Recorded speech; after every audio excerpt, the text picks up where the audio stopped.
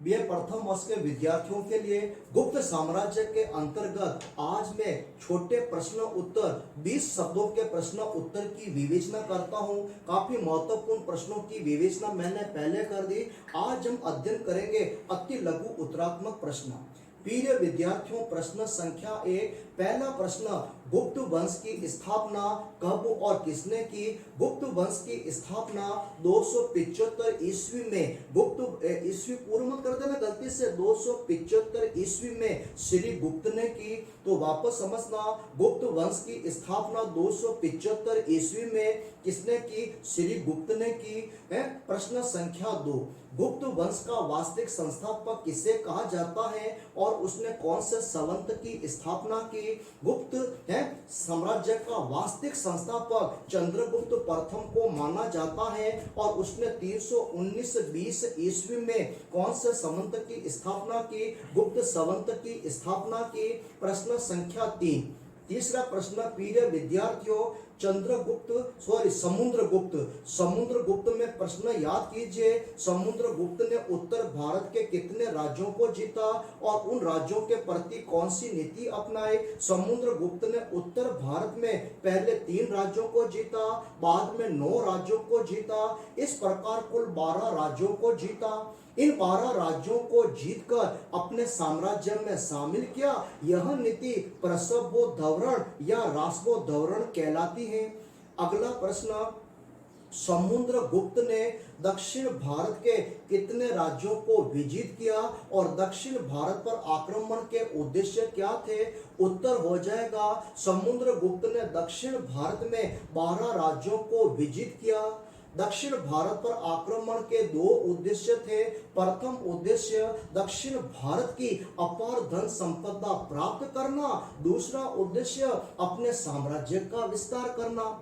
अगला प्रश्न, समुद्रगुप्त की ग्रहण मोक्षानुग्रह की नीति क्या थी? उत्तर हो जाएगा, सर्वप्रथम समुद्रगुप्त ने दक्षिण भारत के 12 राज्यों को जीता अर्थात ग्रहण किया।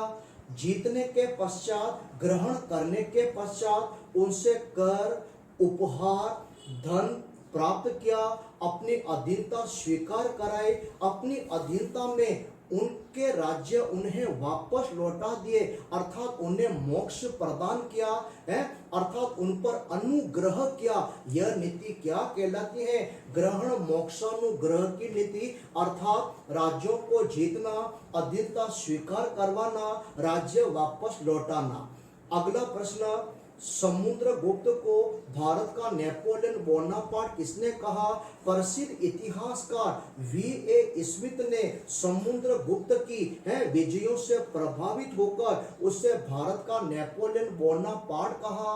अगला प्रश्न, समुद्रगुप्त को कौन सी उपाधि दी गई या कविराज के नाम से किस गुप्त शासक को जाना जाता है? उत्तर हो जाएगा, समुद्रगुप्त को कविराज के नाम से जाना जाता है। वो बहुत ही साहित्यक और बहुत बड़ा कवि होने के कारण उसे कविराज के नाम से जाना जाता है। अगला क्वेश्चन, किस गुप्त शासक ने वीणा वादक और अश्वमेध प्रकार के सिक्के चलाए? उत्तर हो जाएगा, समुद्रगुप्त वीणा बजाने में बहुत ही निपुण था। उसने वीणा वादक प्रकार के सिक्के चलाए। समुद्रगुप्त ने अपनी दिग्विजय के पश्चात अश्वमेध यज्ञ कराया और उसने अश्वमेध प्रकार के सिक्के जारी किए। अगला प्रश्न, पर्याग प्रशस्ति से आप क्या समझते हैं? इसका उत्तर हो जाएगा, पर्याग प्रशस्ति का संबंध समुद्रगुप्त से है। पर्याग प्रशस्ति के लेखक समुद्रगुप्त के दरबारी कवि हरिसेन है। पर्याग प्रशस्ति संस्कृत की भोज चंपू शैली में लिखी गई, चंपू शैली में लिखी गई। भोज चंपू शैली या चंपू शैली का मतलब क्या है? आधा भाग गद्य में लिखा गया, आधा भाग पद्य में लिखा गया, इसे कहते हैं चंपू शैली। तो पर्याग प्रशस्ति का संबंध समुद्रगुप्त से है। इसके रचयिता समुद्रगुप्त के दरबारी कवि हरिसेन थे। यह प्रशस्ति संस्कृत की चंपू शैली अर्थात आधा गद्य व आधा पद्य में लिखी गई है। पर्याग प्रशस्ति से हमें समुद्रगुप्त के व्यक्तिगत व्यक्तिगत जीवन, उसके धार्मिक जीवन, उसके राजनीतिक जीवन, उसकी विजयों इत्यादि के बारे में विस्तृत जानकारी प्राप्त होती है। अगला प्रश्न बनता है, प्रिय विद्यार्थियों, चंद्रगुप्त द्वितीय की उपाधियां कौन कौन सी थी? इसका सटीक उत्तर हो जाएगा, है बताया था मैंने आपको, विक्रमांक, विक्रमादित्य, विक्रमश्री, देवराज, देवश्री, सहस्रांक, परम भागवत, सकारी, गणारी, ये उसके उपनाम और उसकी उपाधियां थी। अगला प्रश्न हो जाता है, प्रभावती गुप्त कौन थी और उसका विवाह किसके साथ हुआ? इसका उत्तर हो जाएगा, प्रभावती गुप्त चंद्रगुप्त द्वितीय की पुत्री थी, है, और उसका विवाह किसके साथ हुआ? वाक्टाक नरेश रुद्रसेन द्वितीय के साथ हुआ। क्लियर?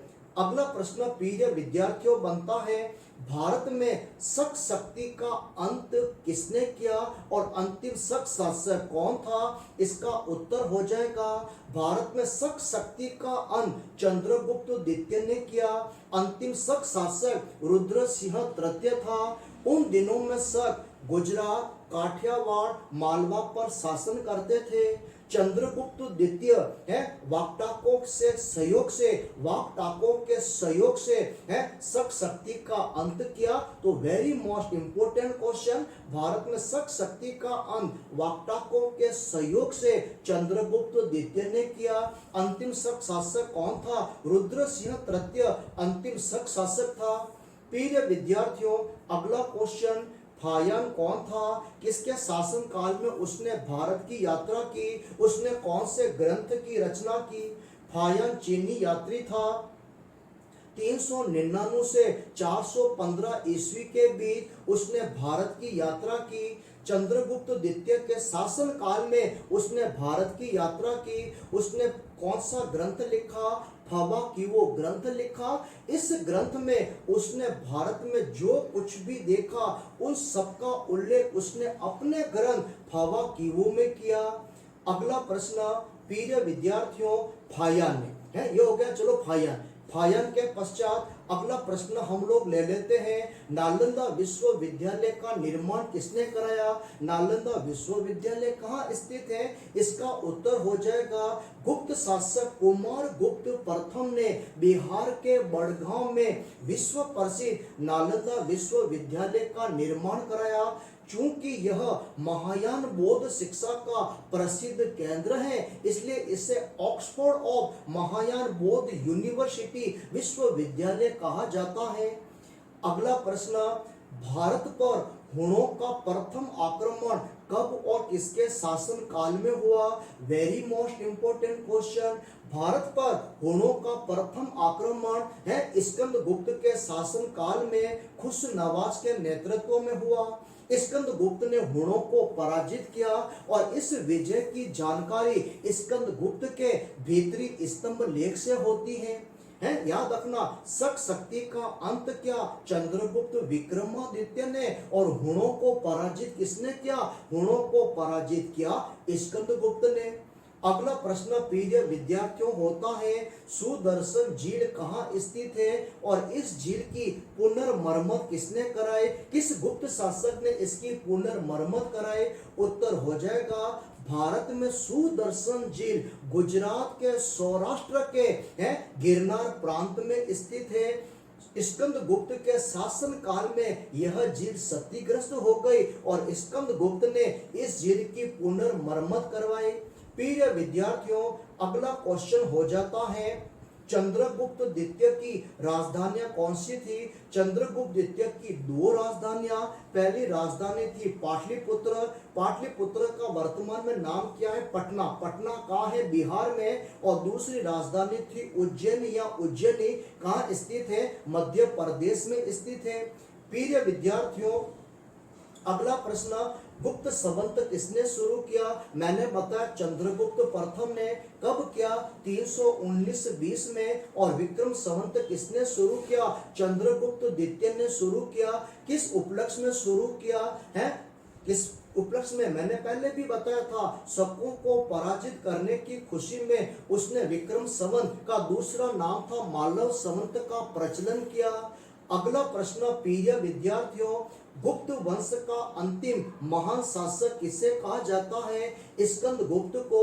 और उसके शासन काल में ही गुप्त साम्राज्य की अवनति के बीच है रोपण शुरू हो गए थे। अगला क्वेश्चन, भारत में सती प्रथा का सबसे प्राचीनतम प्रमाण कहां से मिलता है? सती प्रथा का सबसे प्राचीनतम प्रमाण कहां से मिलता है? एकदम सटीक उत्तर लिखिए। गुप्त शासक भानुगुप्त के एरण अभिलेख 510 ईस्वी में भारत में सती प्रथा का सबसे प्राचीनतम उल्लेख मिलता है। वापस सुनो, भानुगुप्त का एक मित्र था गोपराज। भानुमित्र के मित्र का क्या नाम था? गोपराज। एक युद्ध में गोपराज मारा गया, उसकी पत्नी सती हो गई और गोपराज की मृत्यु और उसकी पत्नी का सती होना, इसका उल्लेख किसमें मिलता है? भानुगुप्त के एरण अभिलेख में भारत में सती प्रथा का प्राचीनतम उल्लेख मिलता है। अगला प्रश्न, विष्ठी से आप क्या समझते हैं? विष्ठी समझना, विष्ठी का मतलब होता है बेगारी, बेगार करवाना, अर्थात गुप्त काल में है श्रमिकों से कार्य करवा लिया जाता था, उनसे परिश्रम करवा लिया जाता था, उनसे परिश्रम और उनके कार्य के बदले में उन्हें कोई मजदूरी, उन्हें कोई पारिश्रमिक नहीं दिया जाता था। यह प्रथा क्या कहलाती थी? विष्ठी। तो वापस समझना, गुप्त काल में श्रमिकों से कार्य करवा लिया जाता था, कार्य करवाने के एवज में उन्हें कोई भी पारिश्रमिक या मजदूरी नहीं दी जाती थी। यह प्रथा क्या कहलाती थी? यह प्रथा विष्ठी कहलाती थी।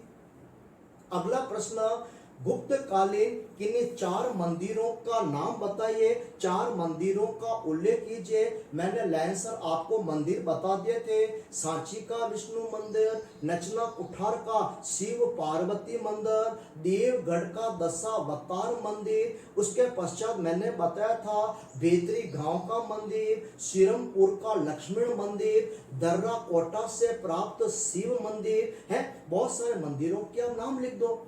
अगला प्रश्न, गुप्त कालीन मंदिरों की प्रमुख विशेषताएं बताओ या 2 विशेषता बताओ। विशेषता नंबर 1, हम भारतीय इतिहास में सर्वप्रथम मंदिरों के अवशेष गुप्त काल से मिलते हैं। गुप्त कालीन मंदिर ऊंचे चबूतरे पर बनाए जाते थे।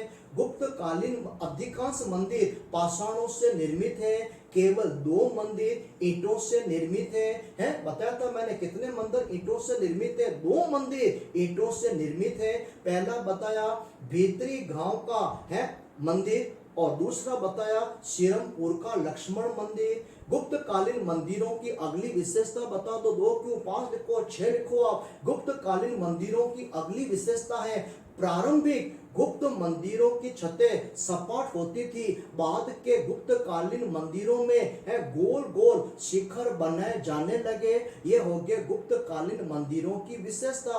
और मंदिरों में अधिकांश भगवान विष्णु के मंदिर बने हुए हैं। प्रिय विद्यार्थियों, अगला प्रश्न, अजंता की गुफाएं कहाँ स्थित है और इसकी चित्रकारी कौन सी गुफाएं गुप्त कालीन चित्रकारी से संबंधित है? उत्तर हो जाएगा अजंता की गुफाएं महाराष्ट्र के औरंगाबाद जिले में स्थित। अजंता में कुल 29 गुफा है। इसमें से 16वीं गुफा, 17वीं गुफा और 19वीं गुफा का संबंध किससे है? गुप्त कालीन चित्रकला से है। अगला प्रश्न, बाघ की गुफाएं कहाँ स्थित है और इसका प्रसिद्ध चित्र कौन सा है? उत्तर हो जाएगा बाघ की गुफाएं मध्य प्रदेश के धार जिले में स्थित। इसकी खोज डेंजर फील्ड ने की और इसका एक प्रसिद्ध चित्र है सामूहिक नृत्य गान। अगला प्रश्न, अजंता की चित्रकारी और है बाघ की चित्रकारी में क्या अंतर है? केवल एक ही अंतर है, अजंता की चित्रकारी के विषय धार्मिक जीवन से संबंधित है और बाघ की गुफाओं के चित्र मनुष्य के लौकिक जीवन से संबंधित है।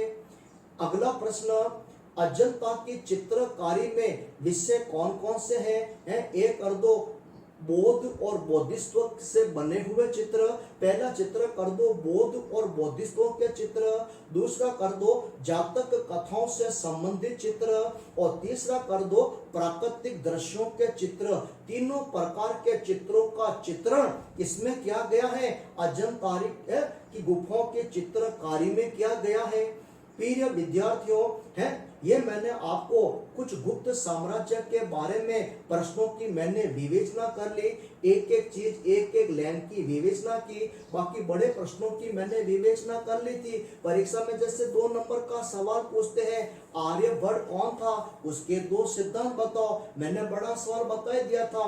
आर्यभट्ट कुसुमपुर पाटलिपुत्र के निवासी चंद्रगुप्त विक्रमादित्य के नवरत्नों में शामिल थे। कौन से 2 सिद्धांत दिए, 2 क्यों 6 सिद्धांत बताओ। है सौर वर्ष की लंबाई 365 सही 1/4 दिन या 365.25 दिन बताई। सर्वप्रथम आर्यभट्ट ने बताया पृथ्वी सूर्य के चारों ओर परिक्रमा करती है, पृथ्वी अपने अक्ष पर घूर्णन करती है। त्रिभुज का क्षेत्रफल निकालने का सूत्र बताया, पाई का मान 22/7 या 3.142 बताया, दशमलव प्रणाली के बारे में बताया, ज्वार भाटा आने के वैज्ञानिक कारण बताया, सूर्य ग्रहण चंद्र ग्रहण आने के वैज्ञानिक कारण बताया। अगला परीक्षा में सवाल पूछते हैं कि ब्रह्मगुप्त कौन थे, उन्होंने कौन से सिद्धांत का प्रतिपादन किया। उत्तर हो जाएगा ब्रह्मगुप्त चंद्रगुप्त द्वितीय के समय के महान वैज्ञानिक थे, और उन्होंने कौन से सिद्धांत का प्रतिपादन किया। न्यूटन से हजारों साल पूर्व ही गुरुत्व आकर्षण सिद्धांत का प्रतिपादन करते हुए बताया कि ऊपर की ओर फेंकी गई वस्तुओं को पृथ्वी अपनी ओर आकर्षित करती है।